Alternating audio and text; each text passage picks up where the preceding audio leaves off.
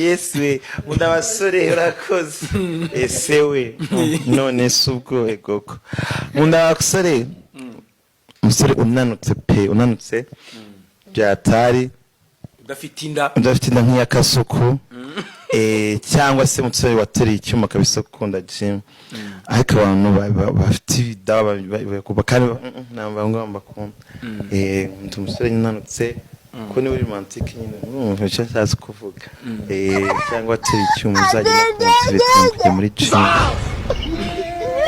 you know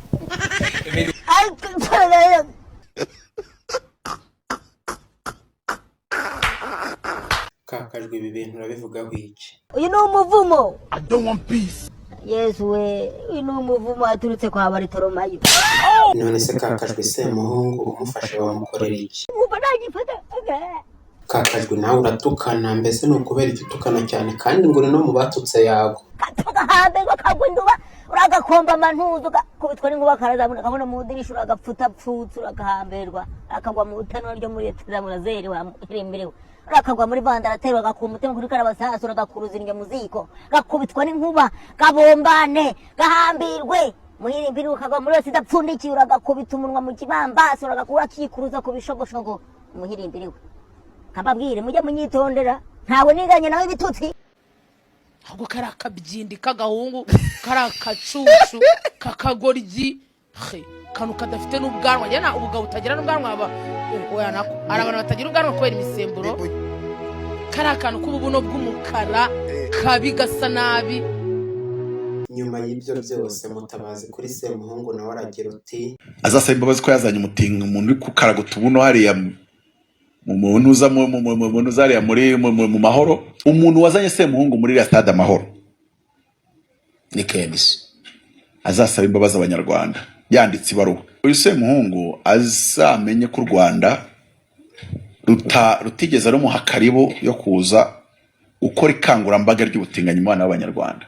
Inzego rero hariya zibyegere kabisa zibashyireho imbago zibabwire ngo kubikora ntawe uzabagendaho.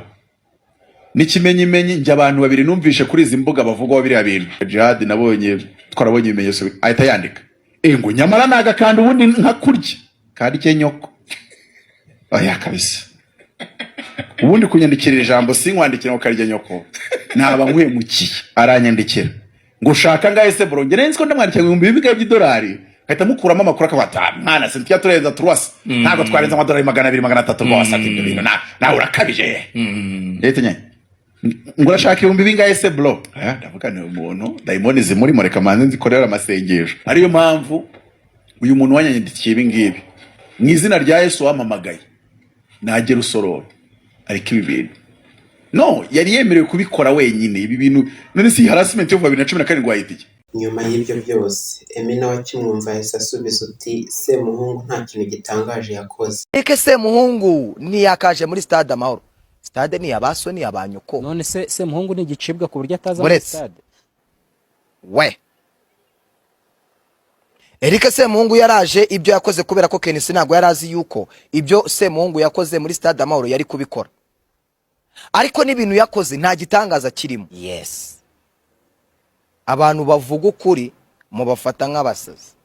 Abantu bavuga ukuri mu bafata nk'ibimara. Ariko ibyo tubabwira bamwe mu bamwabyumvisha. Ubutinganyi bwawe Semuhungu nubuzana mu banyarwanda turakwirukana tukunage mu ishamba rya Nyungwe. Iyo urebye iyi ni system abatinganyi bahagurutse basaze basizoye bashaka kwamamaza ubutinganyi.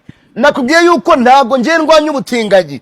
Yavuze ngo Semuhungu Eric umunyamakuru wo kuri RBA witwa Lorenzo uri kunsebya muri public kubera namwimye urukundo full stop.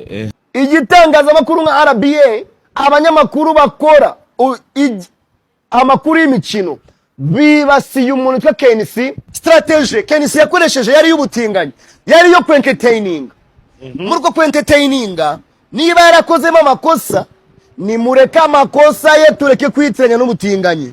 Ubutinganyi bwawe Semuhungu nubuzana mu banyarwanda turakwirukana tukunage mu ishamba rya Nyungwe.